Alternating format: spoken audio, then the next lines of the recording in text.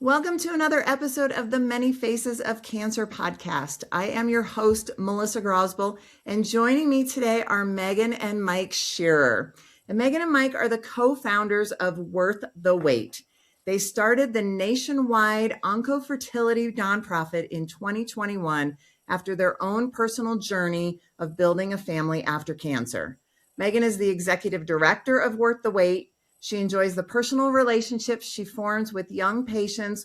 Worth the Wait assists and loves providing hope and inspiring others with her story as a former caregiver and infertility patient. Mike is Worth the Wait's chief visionary and a testicular cancer survivor. Mike serves as a mentor to young cancer patients and advocates for patients and oncofertility nationally as a speaker and patient advocate. But Megan and Mike's proudest accomplishment is being parents to their son, Elliott. So welcome to the show. Thanks for having us, Melissa. Yes, I am so glad to have you on. And for those of you watching in video, this is our first foray into having two people on as guests that aren't in the same room. So I'm thrilled to see how this is going to go. We're only a wall away. All right. And if something happens, like one of you can just like run into the room of the other one and we'll all be good. All right. So where do you guys hail from? Where do you live? Columbus, Ohio. We live in Columbus, Ohio. Awesome. All right. And are you born and raised there? Are you transplants? So I'm originally from Pittsburgh, Pennsylvania. Moved here really young and have been in Columbus ever since. Okay. Megan, you too? Yes. And Mike and I are high school sweethearts. Oh, that is so sweet. How long have you been together and how long have you been married? Oh gosh, we got to do math. 25 years together and almost 18 years married, right, Mike? Did I count correctly? Right. Yep.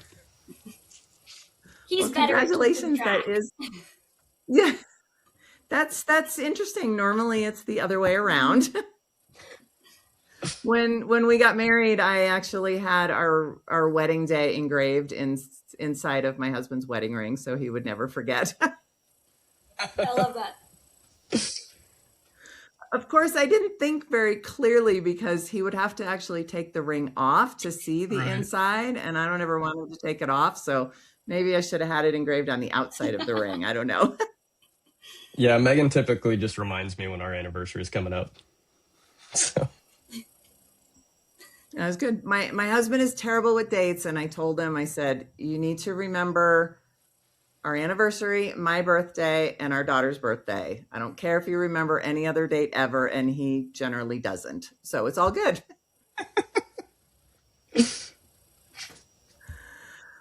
Okay, guys. Well, all right. So take us back. Mike, why don't you share this part of the story? Take us back to your diagnosis, what was going on in your life, and what was happening around the time that you were diagnosed. So I was diagnosed in 2011. At the time, I was 26 years old, and Megan and I had been married for 3 years. So, we're high school sweethearts. We got married pretty young, a year after, graduating from college and kind of moving in together and starting our lives as young professionals. So that's really where we were in life. We were both working professionals with, pretty good jobs, and we were excited about the future and excited about continuing our careers. That was our focus at the time. Cancer happened, and it was something that I had discovered, or at least thought I had something going on. But as a typical guy, I thought I had something going on, and then I was like, it'll go away. And I ignored it. And when it got to the point where it concerned me enough, I finally told, Megan what was going on, and she demanded I go to the doctor. And, that kicked off a whirlwind of, cancer world. Okay. And Megan, how was all of that to you when when Mike was first like, oh my gosh, I think there's something going on? It was really scary.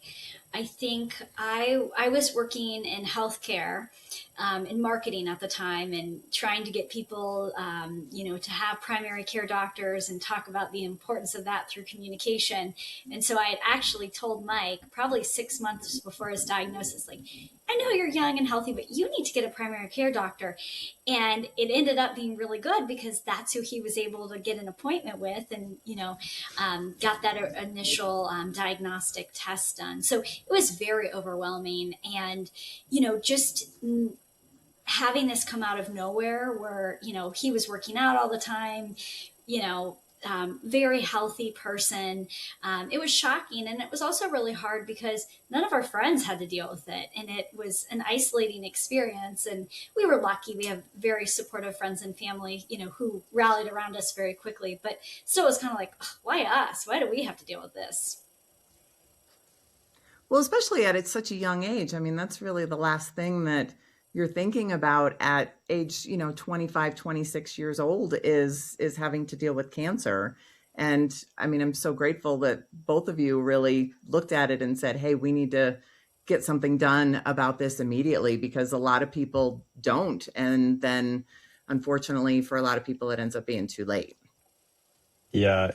I mean, it's kind of weird because for me, like my first experience with cancer was in 1994, when, I was in third or fourth grade, and my dad was actually diagnosed. So, I was a little kid. My dad was diagnosed with his first type of cancer. He's had actually 3 different types of cancers.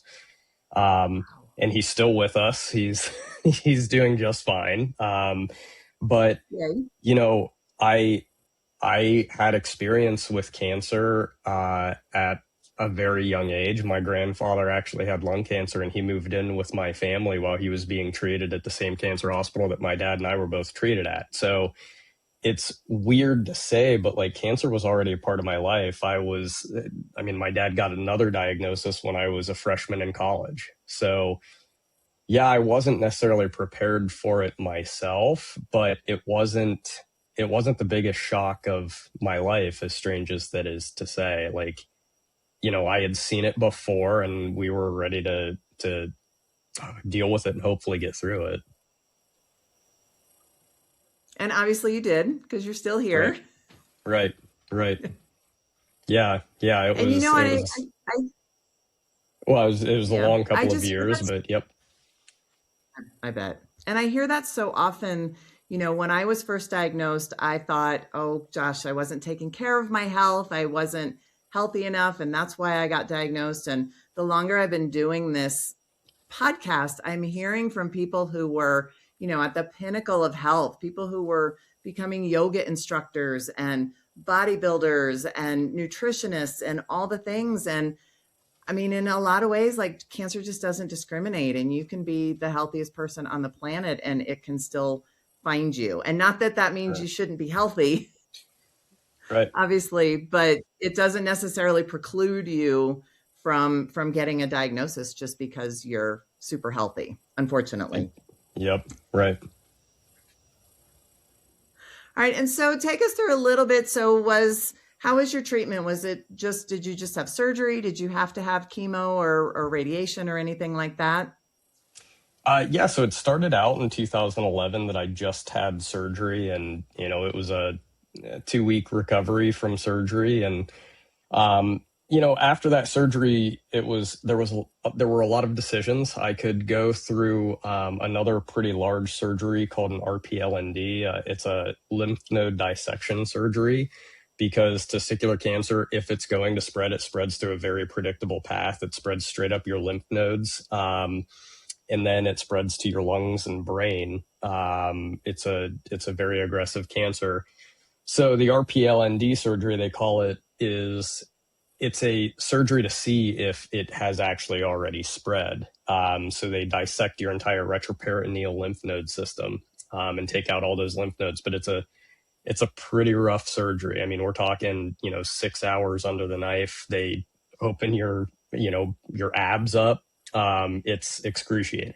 And I have a lot of respect for the folks who have gone through that. I did not want to do that surgery. So with my cancer, I was given the option to either go through that or to go on a surveillance protocol. So, after thinking on it for a while, I decided I'm going to go on surveillance. And surveillance was a blood draw, CT scan, and chest X-ray I want to say it was every 8 weeks or so, for at least the first year. And then if you presented all clear after the first year, it would space out a small amount. And you basically were going through that surveillance protocol for 5 years. So, I did that. And after it was almost exactly a year to the day of my original diagnosis that we found out on one of my CT scans that I had some lymph nodes that were swollen and it had spread. So then in 2012, I went through chemotherapy. Okay. And that cleared all the rest of that out? Right. So I went through 3 rounds of, they call it BEP chemo. The chemo for testicular cancer it's a pretty intense regimen. You are drowning in chemo, literally. Like, I would go in on a Monday and I would have 5 to 6 hours of chemo, 3 different types of chemo. And I would do that for 5 days that week, every day. And then the next Monday I would go for about a 4-hour chemo treatment. And then I would get the rest of that week off.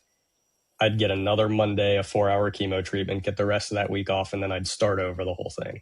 And so, you were always getting chemo, and it would Wow. kind of knock you down. And then, as you would start to feel a little better, you're just in the chair, getting knocked down with chemo again. So I did that for a full summer. And then after that summer, we found out it worked on my CT scans. So all my lymph nodes had shrank and went back to normal. I went back on the same surveillance protocol I had been on. And that was 2012 and it's 2026 now. And I've been all clear ever since. Fantastic. So even though it sucked, I guess it was worth it in the end, right? Oh, totally. I think, I tell a lot of people, like, that's the issue with cancer. It's really, for the person going through it, they kind of have to be the strongest person for everyone, right? Like, it's gonna be terrible, but like, you have to a lot of times just put your head down and get through it. And everyone else around you, frankly, is going to be suffering watching you go through it. And you just have to kind of, push through for everyone else, which, sometimes you might think is unfair, but ultimately there's a lot of people depending on you to get through that treatment. And, I've said several times that I feel like, having gone through it myself, that I would honestly rather be the patient than a caregiver, because Yep. at least I had some control or some feeling of control versus, my husband and my daughter and, our friends who were just kind of completely helpless, and all they can do is just kind of watch you and hope for the best. So Megan, can you kind of talk about that a little bit, what it was like watching Mike go through this, just as his caregiver and his wife? Yeah, I think, it's not easy for anyone, the patient or the caregiver, right? And I think I found ways to take control in specific ways. So I told Mike, I was like, listen, we're going to get so many bills. It's going to be overwhelming. It's going to cost so much to go through with, the surveillance, the surgery, the chemotherapy. I'm going to be the support person who, you're not going to open one bill. I'm going to look at everything. I'm going to pay everything. I'm going to check with the insurance company when it doesn't look right. Like, I can own that and I can take control in that way. So that was really helpful for me. And then Mike had to go to chemo so many days that I arranged like a Mike delivery service to chemotherapy. And so that also was a way to kind of just pour my energy into something to distract from, the bigger issue that was going on. Perfect. We all need to figure out a way to cope in our own way. And for a lot of caregivers, it's the doing. Mm-hmm. because that's really all that you can control. Right. Right. All right. So, Mike, Megan, did anybody talk to you about, fertility? You were married for 3 years. I'm sure you were thinking somewhere at some point, you wanted to have children. When you were getting ready to go through this, did anybody talk to you about fertility concerns and, possibilities for the future? Yeah, I think that's hindsight being 2020, having a cancer in the reproductive system was, we were fortunate because a doctor did actually say, hey, this treatment could affect your fertility. Statistics typically show that, you might be okay, but it could affect your fertility, and you don't know what you're going to want in the future. So you should bank your sperm prior to surgery. So we had a doctor talk to us about that, and then we had a doctor recommend the same thing before chemotherapy. Okay. Awesome. And then, so you kind of said in your bio that there were fertility issues for you guys. Does one of you want to kind of share a little bit about that?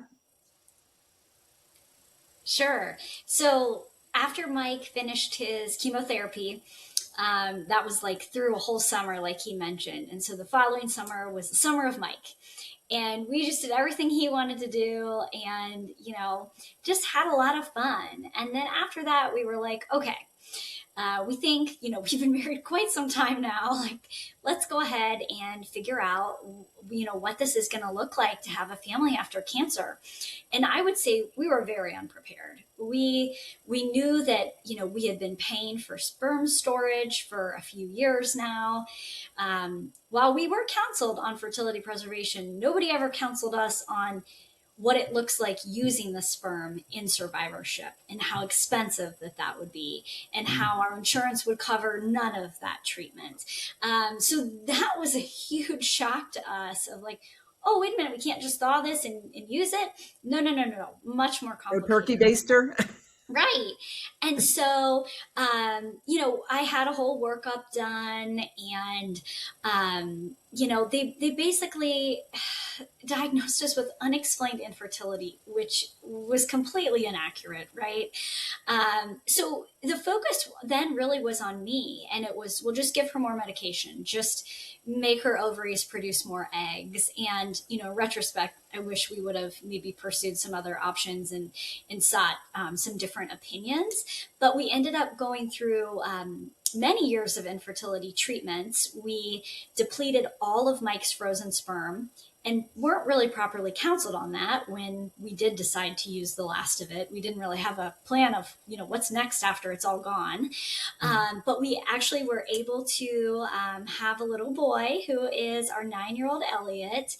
And that was just the greatest gift to us. And we did try to have another child after we went back and did IVF, and it didn't work. And really during COVID, we were just reflecting on how grateful we were to have the opportunity to become parents and what can we do to help other adolescent and young adult survivors, know what their options are, know what the process is like, and be able to afford it better. And so we came up with this idea to start a nonprofit. And so we did that in 2021. We established Worth the Wait. And it's just been wild and fulfilling ever since. All right, so talk to us a little bit about Worth the Wait, a little bit about what you guys actually do and who you help, and some of the resources that are available to people through Worth the Wait. Mike, you want me to go? Totally up to you. I mean, so we help adolescent and young adults. So adolescent and young adult cancer survivors, or, cancer patients, everyone kind of has a different definition as to when you're, surviving or whatever. I was told, hey, you're a cancer survivor the day you're diagnosed because, you're going through it. So AYAs, we have helped. I mean, I believe, and Megan, you can correct me, the traditional definition is like 15 to 39. We have helped younger than that. But yeah, you have to have a cancer diagnosis. You have to prove a financial need. And, we have an application. So you can apply online, and if you have a diagnosis and have an oncologist you're working with who writes a letter to us, we will help both on an emergency fertility preservation basis. So for folks who are getting ready to go through treatment, we'll help them pay for freezing sperm, embryos, eggs, and then there's also some other treatments that we've helped with. Freezing ovaries is an interesting one. It You used can to be do that? experimental. It's no longer experimental. It's actually, we know people that have had, live successful births with reimplanting a frozen ovary, or even ovarian tissue cryopreservation. So they don't even Wow. do, the whole ovary, it's just tissue. So, the doctors in this field are incredible. And the science is incredible. And so yeah, we help adolescent, young adult survivors. So is it mostly preservation, or do you also help with fertility treatments and those kinds of things as well? Yeah, so it's interesting because when we started, we were thinking we were really just going to help with family building. So fertility treatments, adoption, surrogacy. So that's what we were going to focus on. And then as we got out there and started to realize the demand for fertility preservation, we shifted and said, we're going to do both. So we get a lot of requests for fertility preservation. But the family building grants were pretty heavy into family building as well. We follow a different grant cycle. It's a little, more open. It's longer, because our backs aren't against the wall to make those decisions with family building grants. But yeah, so we've helped people, you name the treatment they want to go through or the thing they want to do, and we've likely helped them. And do you have kind of a ratio, like how much is family building, how much is, or preservation, how much is adoption, surrogacy, fertility treatments right now? I would say preservation is probably about 60 to 70%. Okay. And then family building makes up the rest of it. But like Mike said, we've really listened to the patients and tailored this program around them. Like, I remember the first person reached out to us and said, well, I didn't have a chance to preserve my eggs before my treatment, but my doctor says right now it looks okay enough that I could try to do it, before I enter menopause. And so then we started offering post-treatment egg freezing through our family building grant cycles. Likewise, there was a man that approached us and said, I wasn't able to bank sperm. I need to purchase donor sperm to have a family. And so we paid for that for them. And they actually have a little boy now, which is really exciting. So we've really just wanted to listen. We want to be really transparent in the way that we're operating this financial assistance. So if you're interested, you can go to our website. You will see every date listed there. You know exactly, when you'll be notified, when you need to use the grant by. It's all out there, because we just want people to be informed. Like, there's enough things and enough chaos. Things are spiraling out of control for these patients. Like, let's let them know exactly what to expect from Ortho8. And I love that you have such a huge demand, I guess, is for lack of a better word, for the preservation, because I've talked to people with testicular cancer who've had, ovarian or cervical cancer that, their doctors didn't even really counsel them beforehand. And especially dealing with AYA patients and survivors, especially somebody at 15, like, they're not thinking about having a baby. They're thinking about, like, oh my gosh, getting through high school and surviving into adulthood. So the fact that there is such a demand for that is so uplifting to see that people are thinking about it, because you never know what the future holds. Yeah, I mean the topic is coming up more and more. Unfortunately, the current research is only about 50% of people in childbearing ages are having that conversation up front. So Worthwait also, we are doing advocacy and education work to help people better understand, the need for those conversations. And some of the research studies say, even if the patient doesn't have the means or the time to do fertility preservation, just letting them know, hey, this could be the long-term effect, really helps in like satisfaction of life and survivorship. Oh, sure, absolutely. And then I love that you also have like adoption and surrogacy. It's not just fertility treatments that may not be for everyone. And like, so do you help with, like, for adoptions, do you help with just in-country adoptions? Do you help with international adoptions? Does it matter?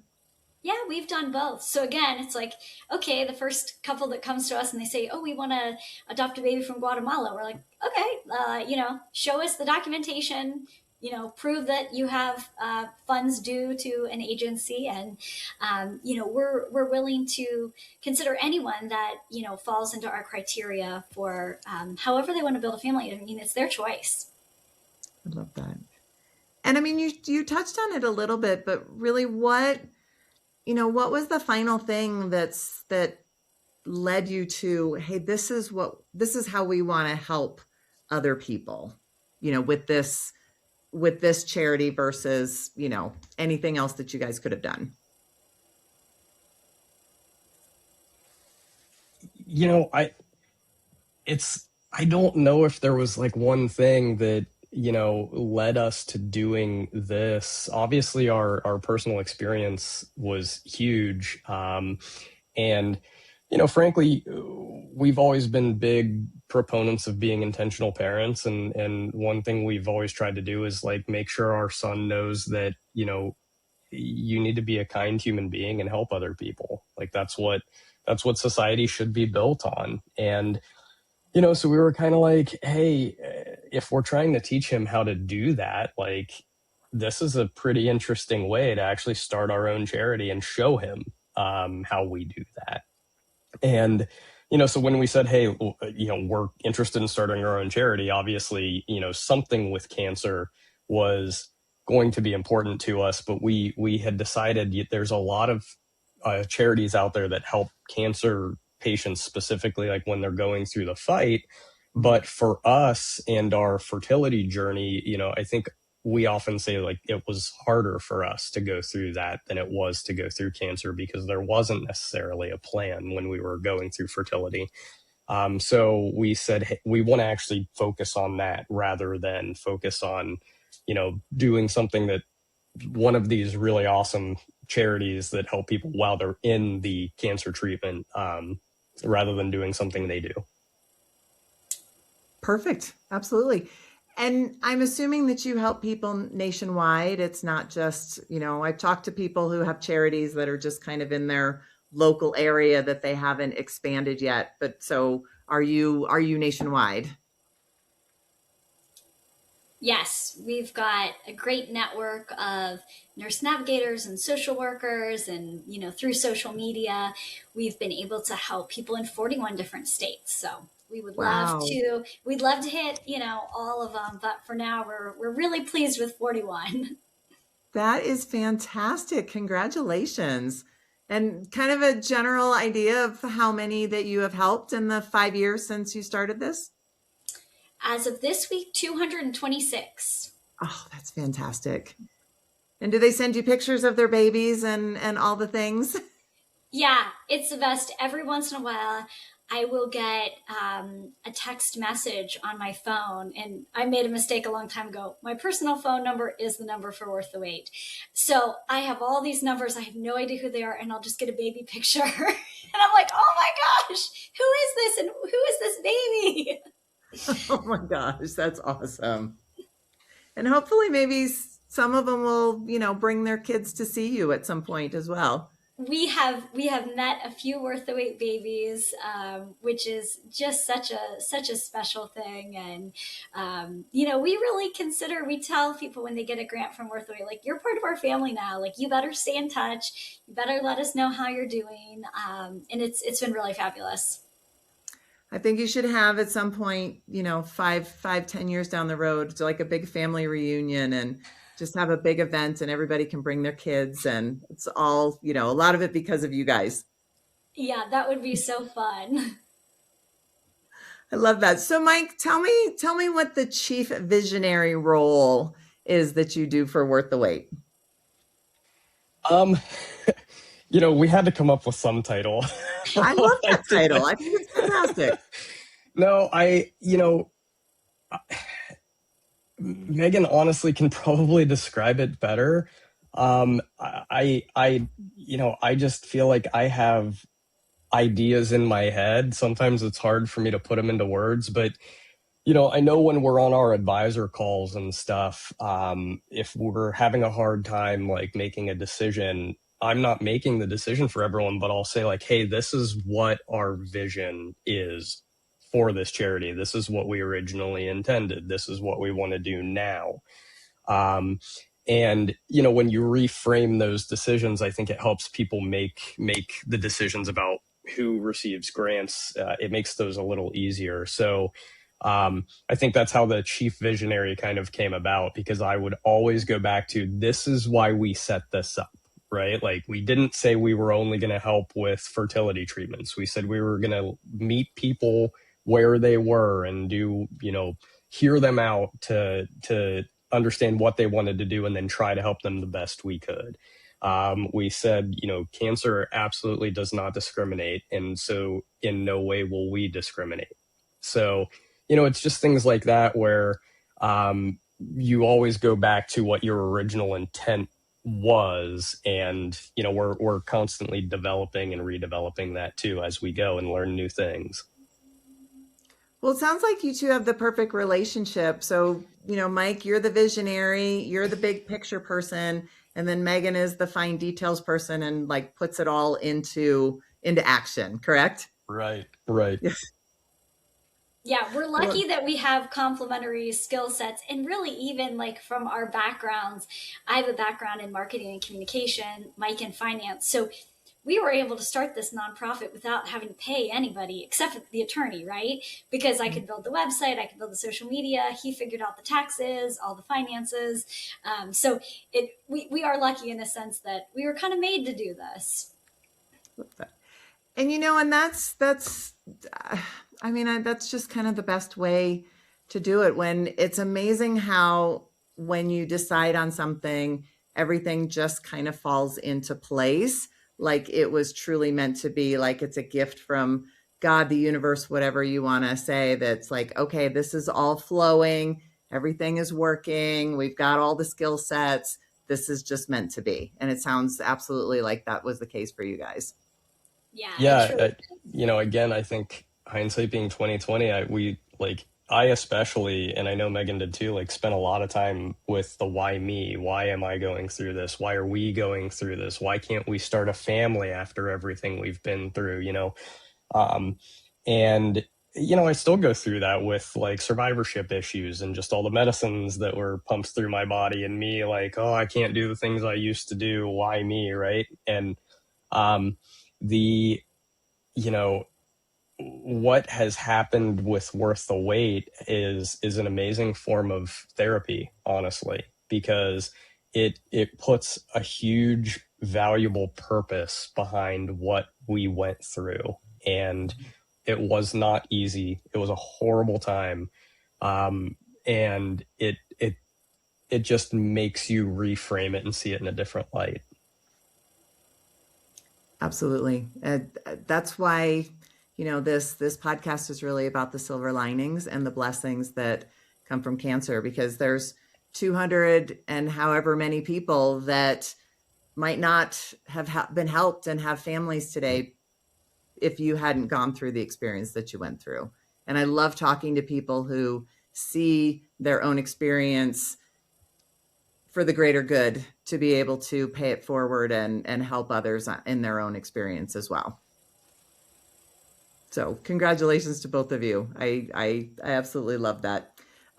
So how old is Elliott today? He's 9. 9. He just had a And is he a part of Worth the Wait? Do you give him little jobs to do? Oh, yes. We have a map that we put push pins in when grants are awarded. And so he manages that and is very proud of that. And then he asked for business cards that said mascot on them. So oh my gosh, I love he that. doesn't pass them out as much now that he's in 3rd grade, but first grade, anybody he met would get a business card. Oh, that is so sweet. An absolute family affair. This thing is perfect. All right, well, Mike, Megan, where can people find you if they want more information about Worth the Wait, if they want to reach out to you, if they want more information? What's the best way for people to get a hold of you? Sure. So our website is worththewaitcharity.com. And then you can find us on Instagram, LinkedIn, and Facebook at Worth the Wait Charity. Okay. And there's a form on the website under request help. Once you read through criteria, see if you might be eligible to apply, you can just shoot us a message through that website and we'll get the application to you. Perfect. All right. And I will put all of that in the show notes, so it'll be just very clickable. And then one last question. I asked this to all of my guests, and I'm going to ask it to both of you individually. If you were to come across someone who just received a cancer diagnosis or in the throes of overwhelm of a brand new diagnosis, what is one piece of advice that you would give to them to kind of help them get through these initial stages of overwhelm? And Mike, let's start with you. You know, I think my advice has changed. And what I would really say now is think about the person you want to become in 5 years. And so picture yourself as that person, because there is a very good chance that you will, be here in 5 years and you will be able to become that person. So think about the person you want to be in 5 years and let that frame how you're going to go through this now. And it's not always going to be easy. And, it's not a straight line from point A to point B. But if you think about that person you want to be in 5 years and you always strive to become that person while you're going through this, it might make it a little easier to cope with what you're going through right this minute. Wow. Oh, I love that. I've never heard that one before. That's fantastic. And it's kind of almost like Mike, that was really good. That was really good. Yeah. It's kind of like remember your why, but your why is who you're going to be 5 years from now. So that was absolutely beautiful. Yeah, thanks. I mean, I didn't ever think about it while I was going through cancer, right? But now I look at where we are and it's like, man, if only I knew this is what was going to happen. It would have made it a little easier. It would have, this is all therapy, but yeah, I think just try to do that as best you can. And I think it's also good to focus on the future while you're going through something, because it gives you something to continue moving forward towards. Absolutely. All right, and Megan, and you can answer that question, or you can answer, maybe talk to the caregivers out there. And what's one piece of advice that you would give to a caregiver of somebody who is going through this process as well? Yeah, I think really 2 pieces of advice. I think make sure as a patient or a caregiver that your mental health needs are met. I think I see a lot of patients who they just want to get through everything. And I say to them, are you talking to a counselor? Do you have a social worker? And they're like, yeah, I'll get to that. But then I see them finish treatment and I see everything crumples at that point in time. So I would say don't wait too long before you seek some professional mental health care. And then also find your people, whether that is a family member or a best friend or just at least one person that you can talk to about it. I think that helps a lot. I love that. Absolutely. For both patients and caregivers, both. Right. Awesome. All right. Well, thank you guys both for being on today. This was such a fun conversation. And, before I met you guys, I didn't even know that these kind of services existed. So I think this is going to be so valuable to so many people out there to know that, family planning, family building is possible after a cancer diagnosis. And I love what you guys are doing. So thanks so much for sharing today. Thanks for having us. Yeah, thanks, Melissa. Of course. Have a great rest of your day. You too. All right. Bye-bye.